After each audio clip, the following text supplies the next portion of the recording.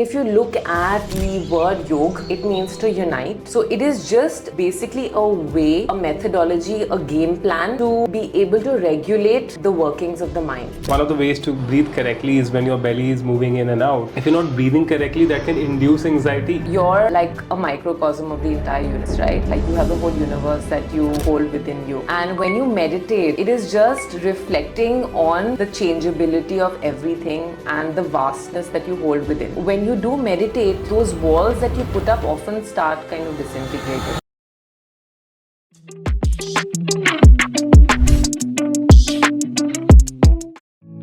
Varuna, welcome to Infinite Health. I'm so happy you could come today. Thank you, Anant, for having me. I'm so excited. No, I have to tell you that I've just been one of those guys who've been such a non-believer in all these things. Like, I was like one of those woke kids in college.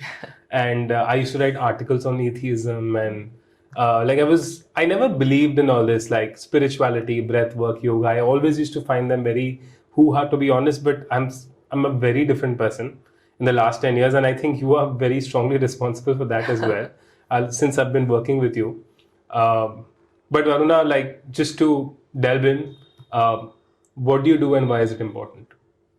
Well, I feel like yoga has been a part of what I do and has always been a part of my life.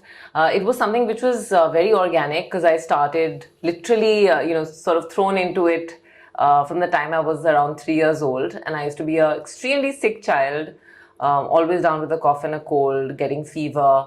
And my parents were, I think, really tired of basically having to deal with that. But So when I was around 3.5, my mom decided that along with kindergarten, I should start regular yoga classes. So she put me into this, this very old, lovely school, which was started by the niece of Swami Yogananda ji.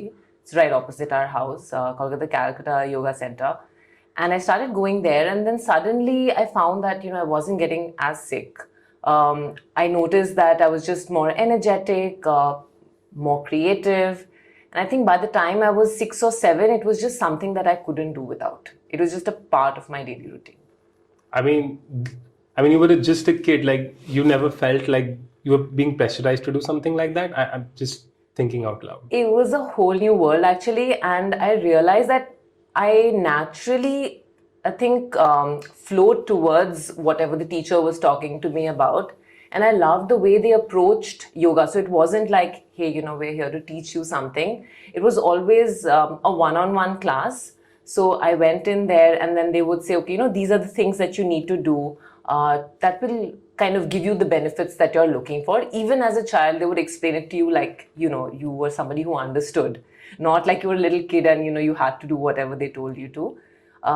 They would always show and demonstrate it, and then you would kind of follow along, and then they would kind of work with where you are at that point of time. So maybe something like a Gaumukhasan, which is like a cow pose, where you're supposed to take one hand from above and one from below, and kind of try and bring them in together. And I remember initially it was very challenging because my hands would always be kind of far away, and they would gradually inch closer. And within a few, I think, weeks, they'd come closer and then I could hold them. And I think that incremental change gave me so much more confidence. Okay, if I can do this, what is the next thing that I could do? Right. And they kind of got me hooked on to the entire practice, starting off with something really simple with asanas and a little bit of breath work, and then it kind of flowed in from there.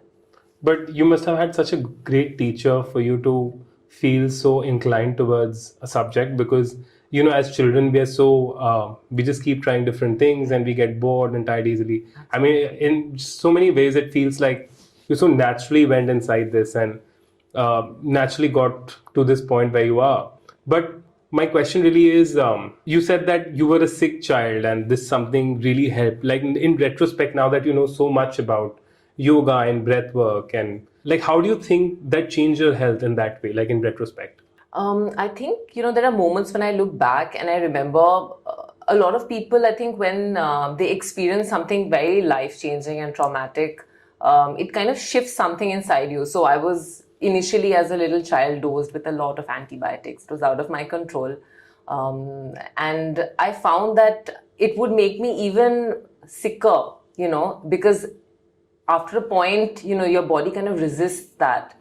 And along with all the medication that I was taking, I found that, simple things that would be kind of included into my daily routine, whether I was eating something or how I was sleeping, made so much of a difference in helping me bounce back. So I think by the time, in a year's time or so, I think by the time I was 4 or 5, I was regularly practicing my asanas, even though that sounds like, kind of like a really young age. It was something that I would see my parents do every day. So, and children learn a lot through observation. So watching them do it every day, I would just sit with them and it would kind of be natural. Plus, I would go in for classes. But it wasn't like yoga was the only thing, but that was a very core part of what I was doing. Apart from that, as children today are doing multiple things in curricular activities. One, you kind of just dived into everything, like whether it was music, whether it was other things. But yoga just became as simple as waking up in the morning, going to brush your teeth, getting onto the mat, going to school. So it was just step 1, 2, 3, 4, which had to be done before you could go and do anything whatever else you want. But like just coming to breath work, like when did that become a part of your life, or like that was always ingrained in your head with yoga? Because sometimes people like differentiate between breath work and yoga. Right. So, I mean, if you look at the word yoga, it means to unite. And looking deeper into the texts for yoga, say the Patanjali Yoga Sutras or the Yogasara Upanishad, they are the base texts that most people use even when they're doing a teacher training. You find that in something like the Yoga Sutras, there's not even a single asana mentioned. There's no postures.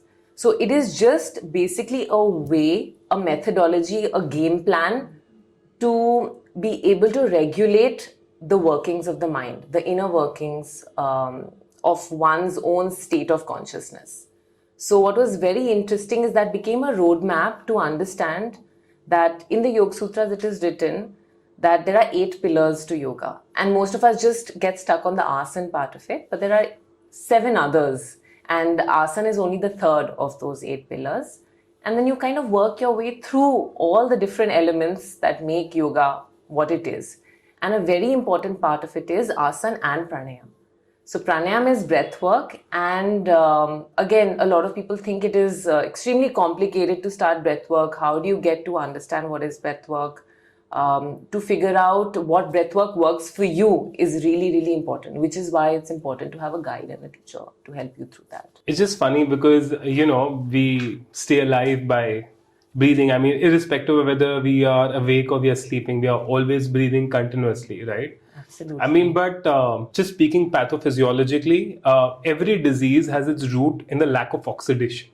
Like every disease, every virus that you will put through, and if you put it under a microscope, you will see that it's because of the lack of oxidation. It's fascinating. But do you feel like we've forgotten how to breathe correctly? And is there a way to breathe correctly? It's interesting that you said that. So multiple factors. One is, of course, your own method that you've been sort of breathing with or have not been taught a particular way to breathe, so that we breathe just whatever, with whatever way that we've been so far, inhaling, exhaling.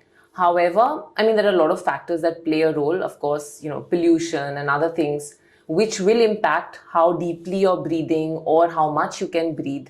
However, a basic ballpark method is to check in with yourself. Most of us, kind of just keep a hand on our bellies and see if our bellies are fully expanding when we're inhaling. So to kind of visualize your belly as a balloon or, a device which can sort of have that air filled in, or a tire of a cycle, where we're just kind of pumping it in, and that air that flows into the belly should ideally make your belly expand. However, but whenever we do take trainings, many people find that their bellies are going in when they're inhaling. Yeah. So once you this is a very simple test to check if you are breathing correctly or not.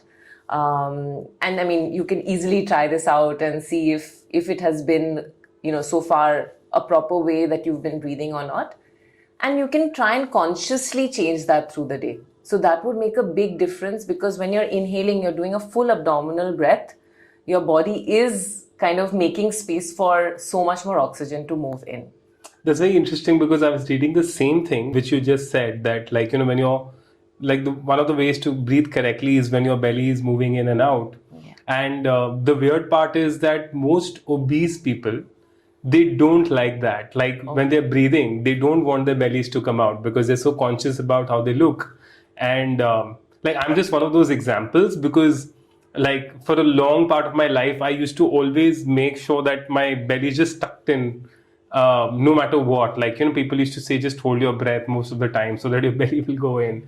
I never breathe comfortably. Absolutely. And I think that changed the way I think about things. Do you feel like if you're not breathing correctly, that can induce anxiety even without having any conditions to induce anxiety? Very interesting, because wouldn't you say that proper oxygenation would impact blood flow? Absolutely. Yeah, and if that is the case, then a lot of times when you are not allowing adequate blood to move into the heart, you can feel like there are palpitations. You can feel a sense of like the heart rate going up. And sometimes there may be no, say, diseases per se that you can track or record, but these emotions that can impact your, mental state of being can cause all of these symptoms to crop up. So if you're not breathing correctly, if there's not enough adequate oxygenation, there isn't enough blood flow going into the belly, into the heart, you might find that over a period of time, there could be a sense of an increased heart rate, or you may feel that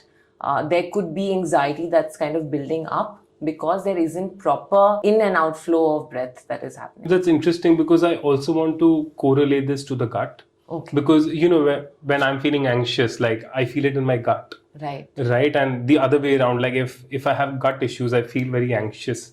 Like, in Hindi, they say, ki ji ghabra raha hai kya? Right. And like what I want to ask is, like, do you think that breathwork is also directly related to, how your gut performs? Because there's so many people with gut issues now. That would be very interesting. And like you said, not just people who feel they're overweight, but also say, I work a lot with teens and young people. None of us want to feel like our bellies are bulging out of our jeans, right? Like, so we kind of suck our bellies in and we kind of try to tie it up with a belt or tighten it up. That's actually really, really harmful. We have to make sure that you aren't really tightly compressing any of your organs whenever you are, going about your day. You should make sure that you have enough space for the belly to expand and relax. However, a lot of us might find that the breath is not even going down to the belly. You might feel like a lot of us are chest breathers. Yeah. So it's not like you don't have the capacity to breathe. It's just that you haven't exercised it to that extent and you haven't built up that potential which is there. So consciously, there are 3 areas that we kind of focus on when we are starting off with our breath work. One is, once we have checked and seen whether our bellies are expanding and relaxing correctly, you might want to focus on 3 areas, which is your abdominal breathing, your thoracic breathing, and your clavicular breathing. So we believe that a lot of us believe that, okay, if we are breathing in, only the belly should be expanding and relaxing. But it isn't just that. We want to activate all the lobes of the lungs so that there is proper oxygenation happening. So we want to, when we begin, we like to focus on the belly. We like to get the belly breathing in check. Then we want to focus on the thoracic breathing. So say, for example, a lot of intense workouts that we do, you are using a lot of your thoracic capacity. You need to be able to have like a strong cardiovascular function when you're running, moving, jumping. So for that, if you want to prepare, or you're climbing, say, a peak, or you're going for a difficult trail, you want to be able to work on the thoracic breathing adequately before you go in for something as intense as a climb or a trek. And then it's clavicular breathing, the areas which kind of connect the top of the lungs to the shoulder blades. So you might find that when we're breathing, a lot of us breathe in, fill the belly, and they kind of get stuck here. It's a little short. Now, when we begin breath work, we want to activate all 3 areas to begin with to make sure that they are open and that they are malleable. And post that, whatever it is that your goal is, that you're working towards, you can fine-tune breathing according to that. Say, for example, you are somebody who, like I said, wanted to climb. You want to focus a lot on your abdominal and thoracic ability. There may be people who have a heart issue. in that sense, we want to fine tune the breathing to make sure that you're not holding the breath too long. So there are 4 parts to every bit of breath work that we do. We do an inhale and an exhale, which is the 2 basic parts. There's an inhale hold and then there is an exhale hold.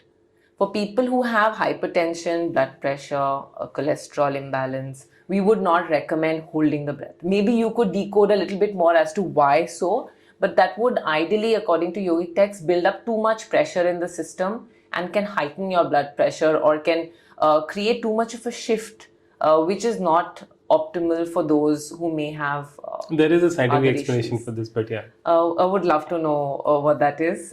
Maybe you could add on to that. No, it's just when you're holding your breath for too long, then what happens is that you're releasing too much carbon dioxide, which activates certain neurotransmitters in your body, which sort of constricts your veins a little bit. So it's like if you're suffering from high blood pressure, if you have anxiety issues, then it just creates a more chronic effect. Like, when people are stressed, they hyperventilate. That's right. So it's basically you can get a heart attack.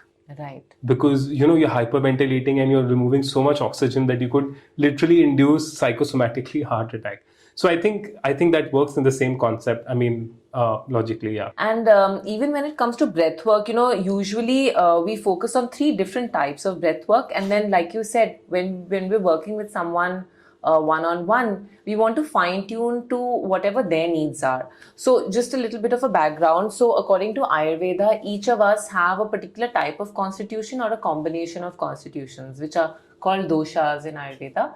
So you can be Vata, Pitta, Kapha, or a combination of those 3 types, which are again derived from the 5 elements and a combination of those elements. Right. So when you are working with someone who is basically a person who can be, say, for example, a Pitta dosha, which is a fire and a water combination. Someone who is this particular type of combination is usually, again, very fiery as per the element itself, may be more prone to digestive distress, etc., which may be caused more due to indigestion, etc. So for such people, if I make them do a lot of rounds of Surya Namaskar, it's going to increase the acidity in their system. Right. It's not going to work for them as well as maybe if I would make someone who is a Kapha dosha, which is like a more earth and water element, to be able to sort of gradually build up on their Surya Namaskars, which would work much better for them than it would work for someone who is a person who has But a can you fiery shift from one constitution. dosha to another? So you are usually born with a particular type of constitution, and then there can be imbalances in that constitution. So you may be a Pitta dosha, but you may be having a Vata imbalance. For example, I may be someone who is, say, hot-headed, or I have a particular physical structure. All of these contribute to the dosha that you are born with, Right. or the natural constitution you have, which is also something that comes down, right? For example, like, because your parents have a certain structure, you will kind of, genetically maybe predisposed to that kind of structure, that kind of digestion, that kind of food that has been going down in the family tree. So when you are, say, for example, a Pitta dosha, you may be, because of your environmental factors, which are different from what it was for your parents, may have a Vata imbalance. For example, you have more gas, more reflux, more, say, issues which are related to wind and air in the system, which is directly corresponding to what a Vata imbalance is. So this may be different for your cousin or your brother who may have a similar structure, but maybe his imbalance is different. So you have to see the person, see what their constitution is, understand their constitution, understand their mindset, because the mindset is also a very integral part of your natural characteristic. Say you may be a Vata dosha who is a very restless personality, person who has a lot of thoughts in their mind.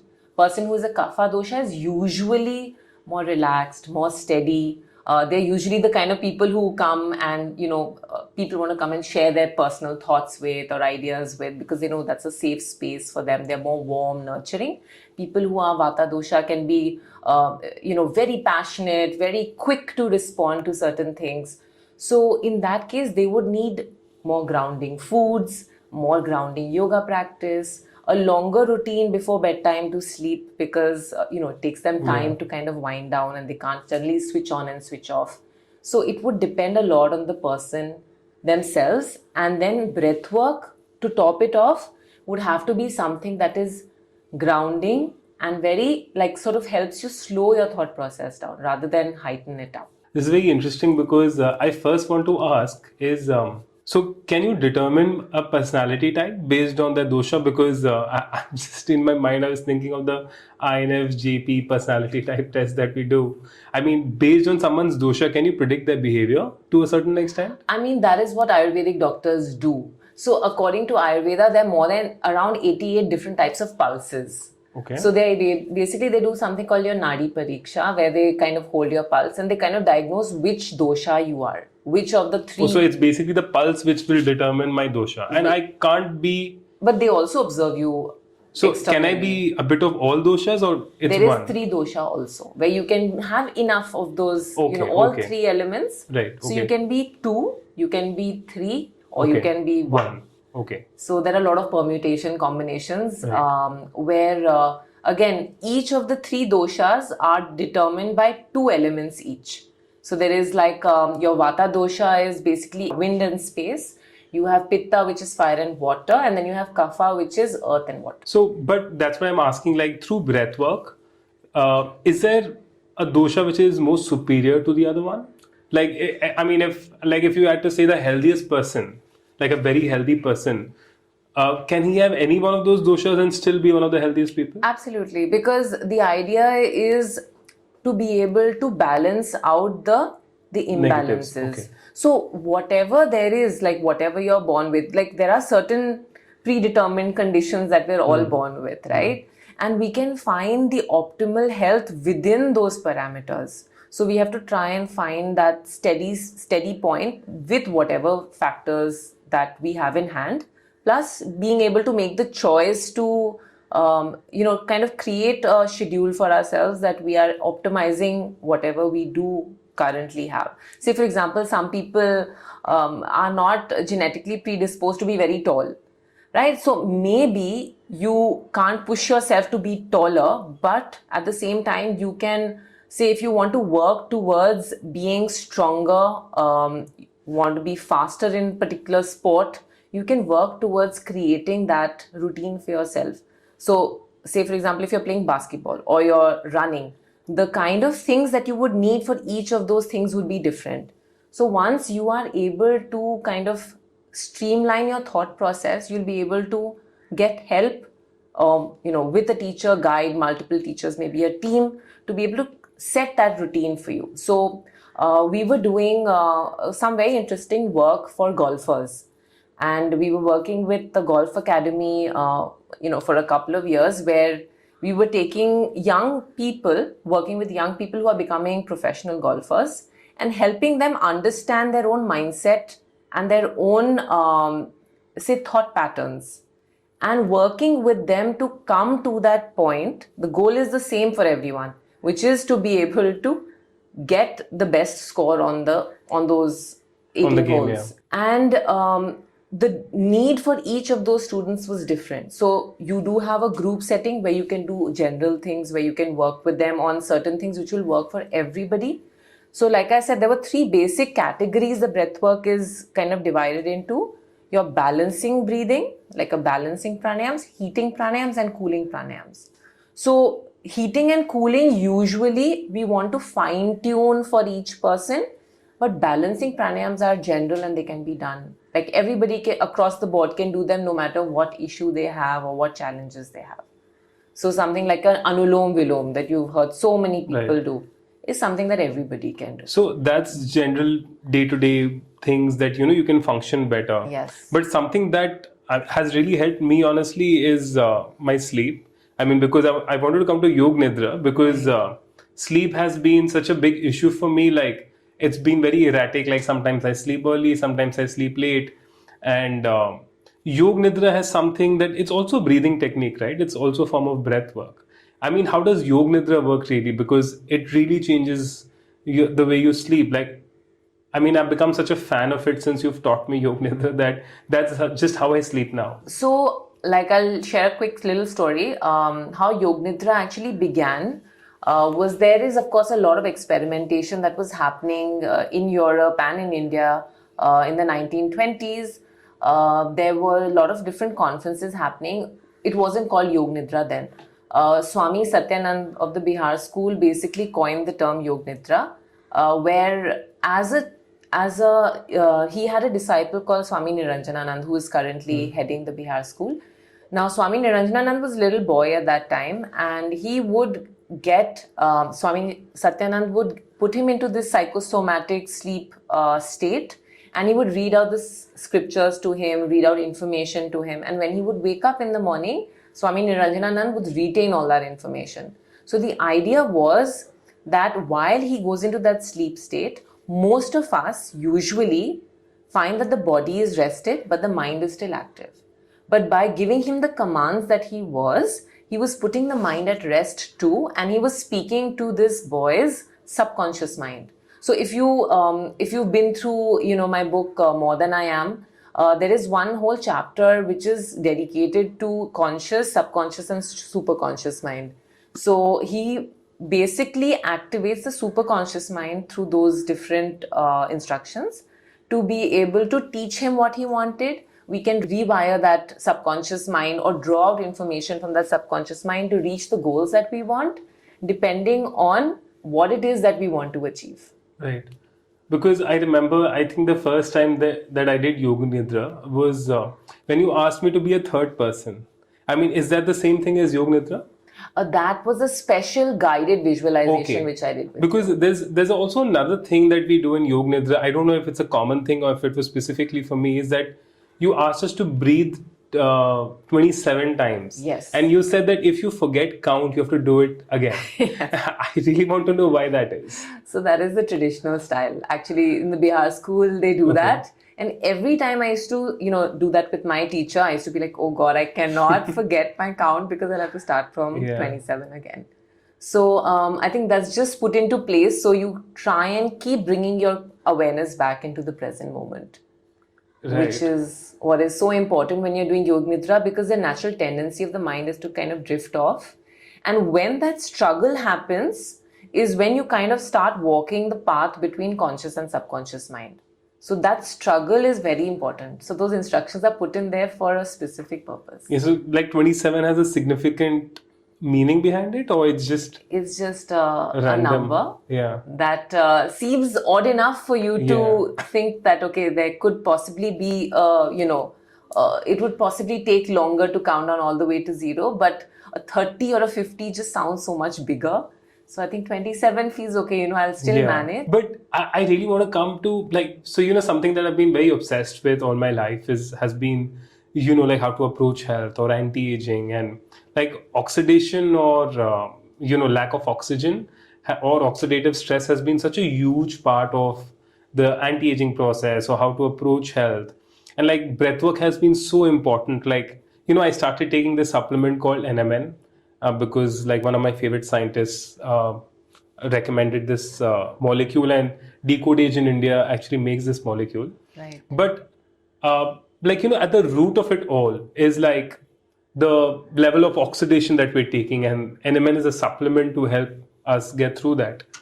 So as far as physical health is concerned, I mean, how important is the breathing process? Because whenever we go to the gym, we are told, breathe in and breathe out in a certain way. So is that a rule that you have? Like if you're contracting your muscles, you need to breathe in, or if you're you have to breathe out when you're releasing the weights or something like that? I think there has always been a bit of a conflict in the kind of views people have had over this, and there are different views for different people. When it comes to yogic practices, usually the basic underlying rule is that as a person who is practicing postures, there's a lot of twisting, turning, moving, stretching. Whenever we are moving away from gravity, we are inhaling. And when we're moving towards gravity, we are exhaling. However, when we're working out at the gym, it is the opposite. So whenever, say, for example, if you're doing deadlifts, you're exhaling when you're coming up. Right. You're like a rocket. You're pushing out and away from the ground whenever you are exhaling. So there could be a difference in the movement depending on what kind of practice you're doing. Right. I mean, it's not like co-struck like on like a specific one. So the idea is, say, for example, in some of the yogic postures, when you're stretching up, like a simple standing stretch, when you're stretching up all the way or you're stretching outwards, your lungs are expanding naturally. So you want to aid them in full, say, optimal use of those movements. So when you're stretching open your arms or you're stretching upwards, the lungs are naturally expanding. So you're inhaling fully to kind of support that movement. When you're exhaling or moving inwards towards your core, you find that the lungs are naturally contracting because the air is moving, flowing out. So we breathe out at that point of time. So what we're really doing in any of the postures is just aiding the natural process of breathing, but we do it more consciously. And does this change your emotional balance as well? Because I mean, it's helped me a lot. But in general, like, have you seen people change their emotional balance because of changing the way you breathe? I have found that it works on multiple levels. One of the most basic levels is that when you are happy, when you're feeling light, the breath automatically becomes longer. So if, for example, I'm playing a sport and there is a moment where, I know I need to shoot the hoop or I need to hit the shot in or I need to kick it into the goal, I'm already anxious. My heart rate is already going up. To breathe longer would be able to create like a slowing down of the heart rate. So we want to be able to come to terms with whatever's happening on the outside. That external stimuli is then, you're kind of creating a shield with that breath work so you don't get impacted by whatever's happening from the outside. Same thing could be applied to any situation. If you're having a tough time with your relationship and you need to have a difficult talk with someone, or you need to be able to put your point across to someone and create boundaries, those things make us naturally very anxious, and if you're not used to doing those things, we want to avoid those things. So those create a tightness in our body, that creates like a quickness of the heart rate, etc. So we want to slow down the breathing process, to be able to slow down the heart rate, to give the body more space for the blood to flow, the brain to have more clarity in whatever decision making process that we are going to be taking. Because we just live in a world which has so much anxiety. Like I don't want to stereotype, but specifically the younger generation now has so much anxiety. And I don't know if it's because of the technology or the ecosystem that we are living in or the multiple wars that are going on in the world. But what is the best way to deal with that anxiety? If someone's going through a panic attack or if someone is hyperventilating, is there a way that through breath work we can control it instead of medicines? Yeah. So, I mean, the initial response, like if you're looking at the first response for something like a sudden, panic attack, or, a lot of people say, oh, you should meditate. But when you're having that panic attack, it's almost impossible for that person to sit still or keep their eyes closed. So what one would recommend is to make sure, and this is something that has worked beautifully for me as well, is that I take conscious walks. So I pace anywhere, whether it's in my house or outside, I pace and I watch my feet. I usually keep my eyes at a 30-degree angle and I walk. And while I'm walking, I focus on my breathing. So the more I focus on my breathing while I'm walking, keeping my eyes at one point, because sometimes when your eyes are here and there, the mind is still very restless. So your gaze is very important to still the mind. Focusing on the breath work is really important. And then consciously being able to collect your thoughts and slow your heart rate down will help in that moment. Again, it could take some time for the heart rate. So this is one of the techniques that I love. The other technique which I absolutely love and I have used a lot is something called mudras, which are basically hand gestures. And again, I do mention a lot of different mudras in the book itself. But what I found is there's something called Hriday Mudra or Sanjeevani Mudra, which in the yogic text they recommend a lot for those who are heart patients, those who have hypertension, anxiety, any kind of palpitations that you may feel, you can do this. A lot of the students try this before an exam because usually they're really tense.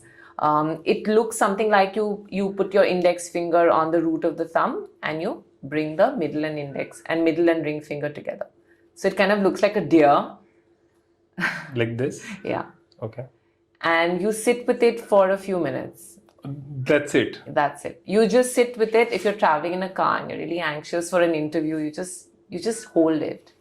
And you Okay. do nothing. I mean, very often, even if you're in a Zoom meeting and if it's something that is like a tense situation, you can hold it under the table.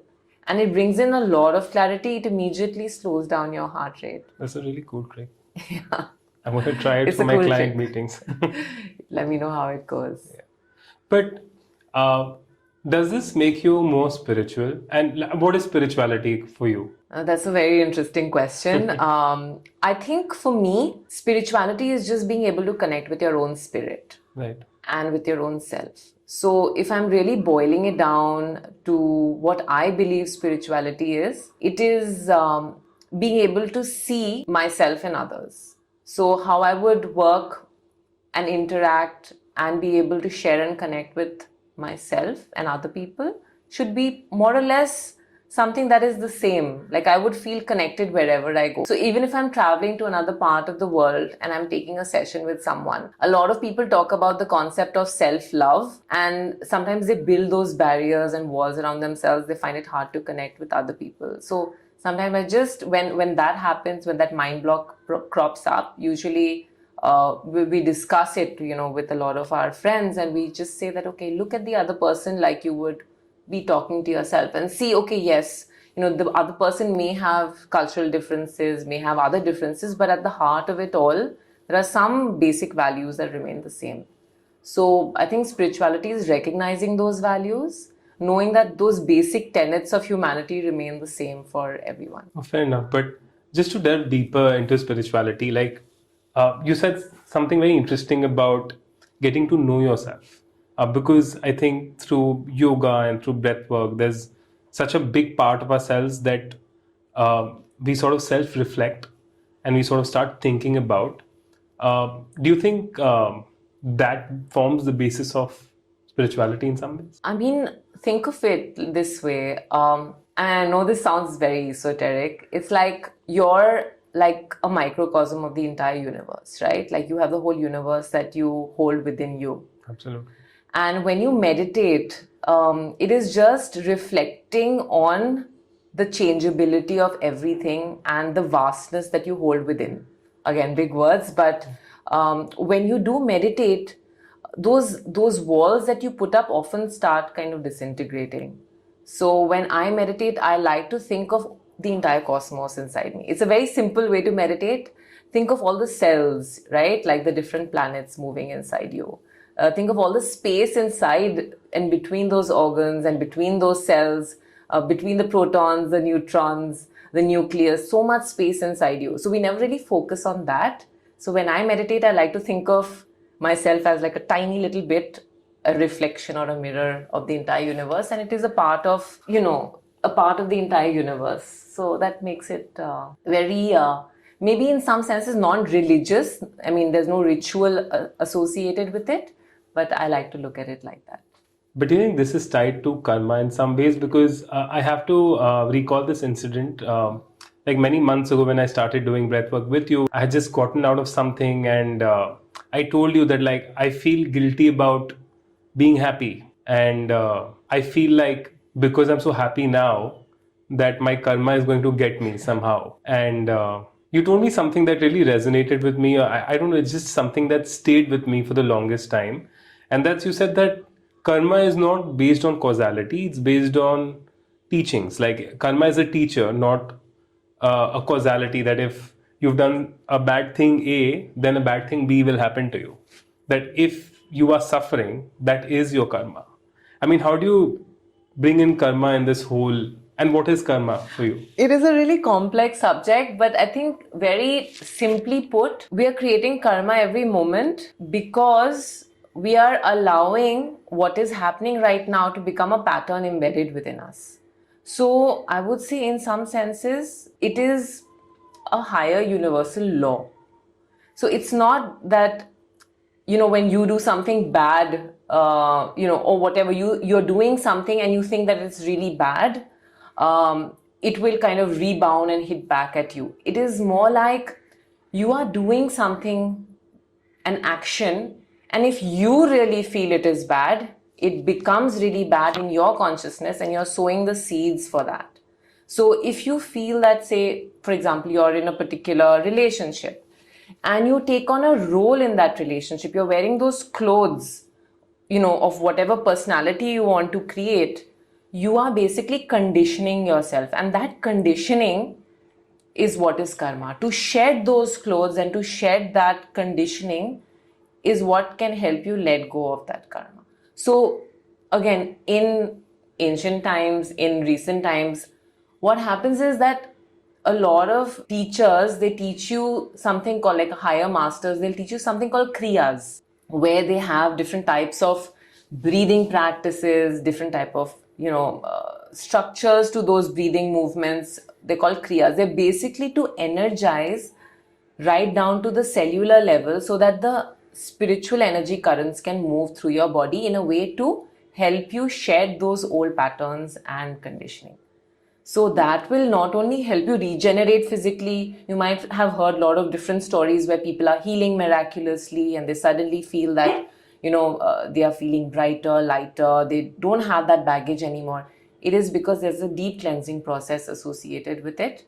And once you let go of that conditioning, once you become conscious of that conditioning, start working and in whatever, say, a specific determined one-pointed focus towards that conditioning, you're able to let go of that. So it is a challenging path because you're letting go, and at the same time you're learning how to walk a middle path. You're not moving into any extremities to be able to hold that conditioning.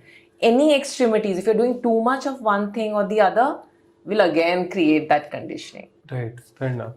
I mean, we spoke about yoga and we spoke about breath work, which helps you in your physical health, in your emotional health, and your spiritual health.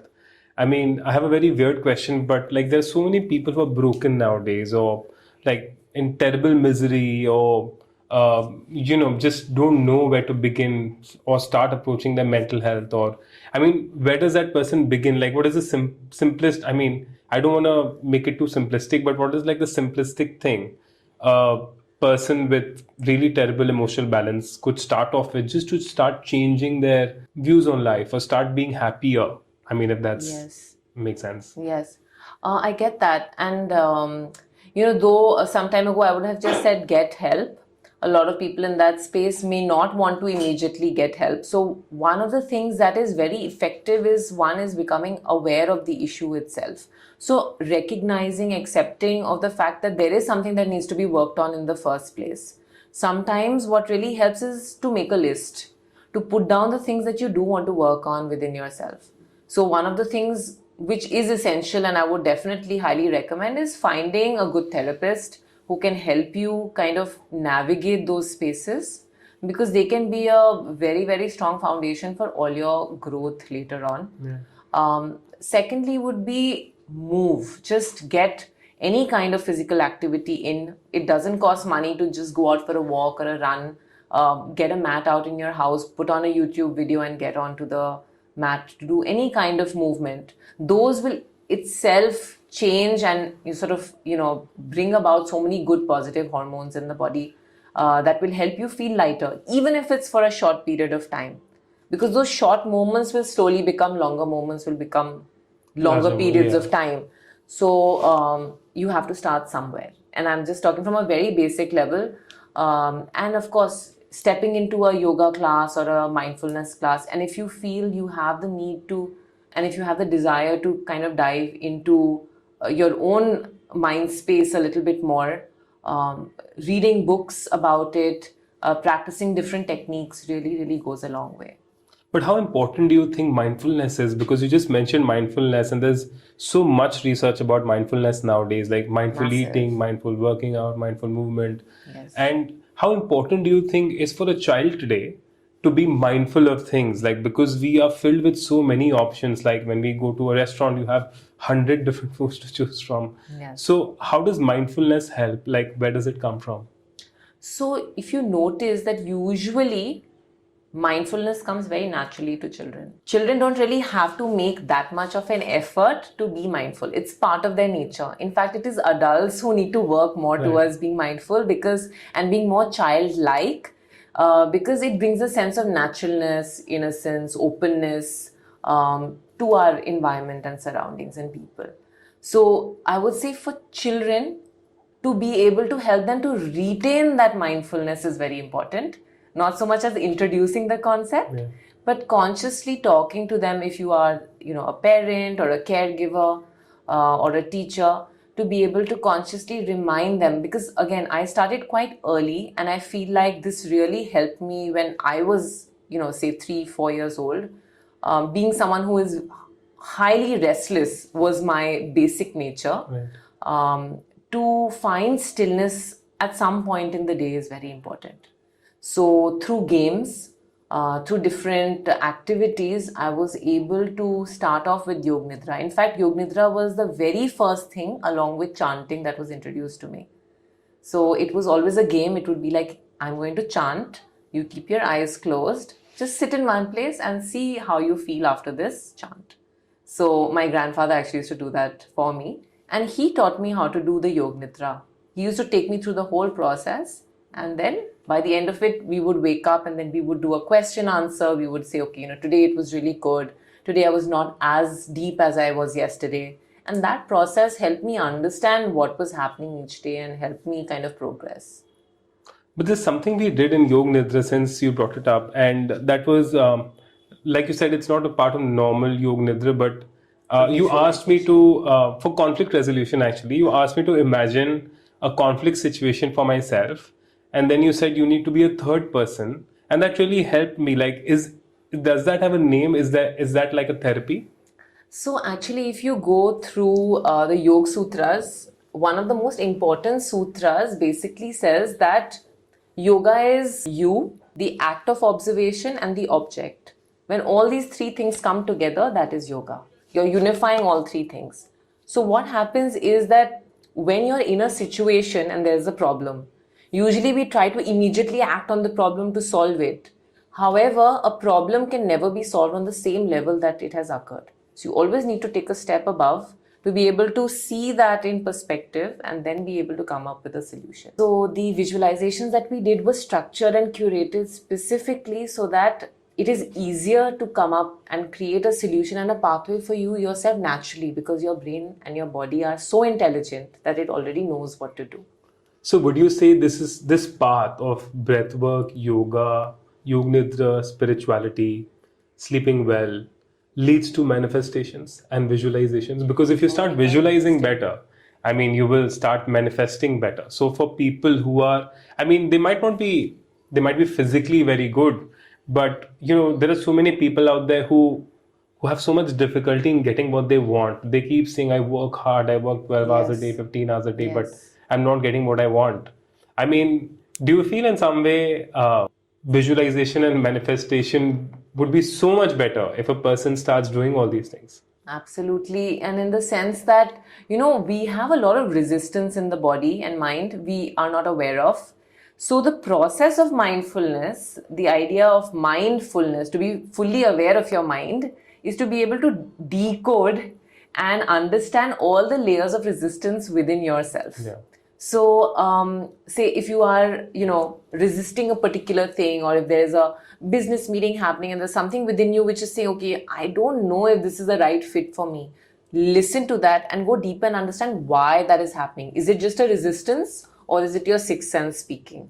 So sometimes there's a very fine line between the two to be able to understand where you are naturally wanting to flow towards and what is blocking your path. So when you are creating those manifestations, usually we work on removing those restrictions or those blockages and those resistance within you. Then coming up with a clear game plan of what it is that you want to work towards. Some people want something, but they're not sure why they want it. Yeah.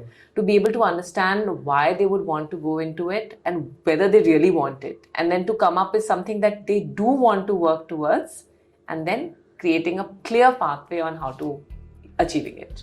Based on what you just said, it just reminded me of this conference that I went to a few months back. And Baman Irani was speaking at the event, and he was talking about, how you need to define what you want in life. And then he went on to speak about something called the law of vibration, that he said before manifesting something, you need to be at the same frequency of being of that manifestation? Like, where does this come into the whole, thing? So I think whenever we sit to practice or we have like a particular structure that we follow, the whole purpose of that is to be able to raise your frequency. So in yogic understanding, there's something called prana, which is the vital life force which runs through the body. It's not the blood, it's the element of energy that is carried within the flow. And the whole purpose that allows us that we're working towards is to be able to raise that prana level within the system. So you might have seen a lot of depictions where there are people with like a little lotus on behind their heads, or a little aura sort of coming out from the top of their heads, and you might have seen Buddha himself with like this beautiful halo. So yogic theory says that all the awareness, the seat of the awareness is around the tailbone, and the energy flows up through the tailbone and moves up to the lotus center, or the 1,000-petal lotus, which is the crown center. So the purpose of all the practices that we do is to be able to raise that awareness. Now that can happen through many ways. It can happen through physical practices, energetic practices, kriyas, bandhas. All of these things help us move towards that. And again, cleansing processes and moving towards these spiritual practices allows that energy to move up. However, a very important role is the intent that plays in this whole process. So your intent needs to be very, very clear when you are sitting down to practice. If your mind is elsewhere and you're doing the same techniques, they still will have an impact, but you need to be very clear about the goal that you're moving towards, like you said.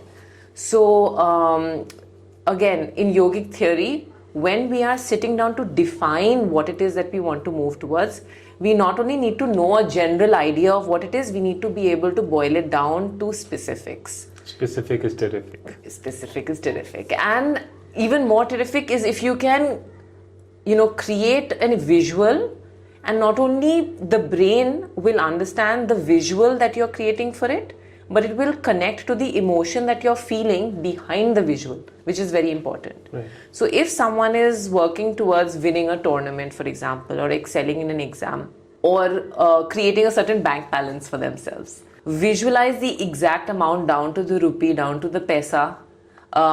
Visualize what you want to be wearing when you have that. Visualize how you want to be accessing that. What are the ways and means in which you want to use that to create that abundant life for yourself. So abundance in terms of mindset is what will gradually, because everything happens in the energy first before it manifests, right? So it happens in the energy, the brain takes time to process that, and then you are able to create that life for yourself. I can actually validate that because I have to tell you this story. In 2019, I wrote a self-check to myself for 1 crore for 31st December 2019. And I honestly was nowhere near it till 17th of December because I got a project for a drug on the 17th of December. And on the 23rd of December, I got 1 crore 20 lakhs transferred into my account. Yes. It's just something, and I had that self-check for the longest time. And since then, I've always had these self-checks that I write to myself for every year. It's been actually quite successful till now, but I don't know when I'll run out of my luck.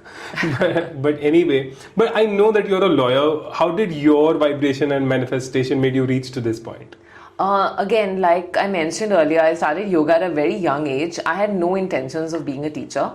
And what I really did want to be was someone creative. And as I kind of flowed along in that journey towards my career, so to speak, I did my law. I did my political science, and I went ahead and did my law at the law faculty in Delhi University.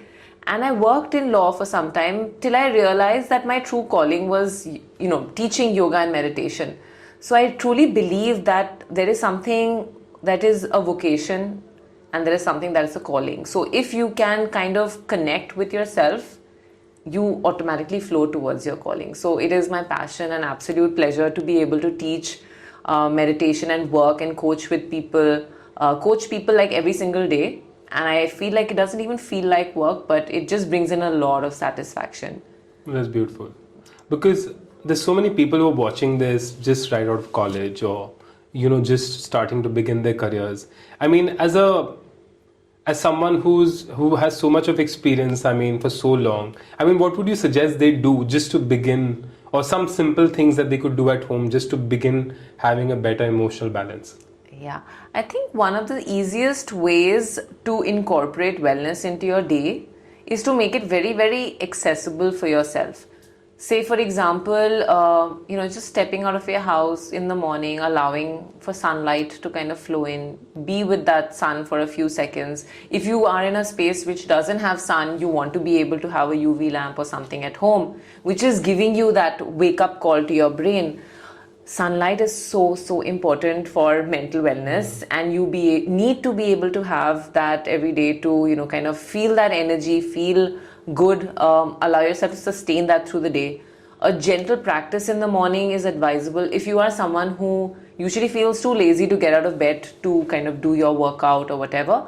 Leave things around the house to make it easy for you to pick and choose. So what I usually do is I do two things which work really well for me, is that whether it's a resistance band or it's my yoga mat, I usually keep it lying open next to my bedside or in a comfortable spot, and it's there. So even if I'm not doing it, my eyes keep going there. Yeah.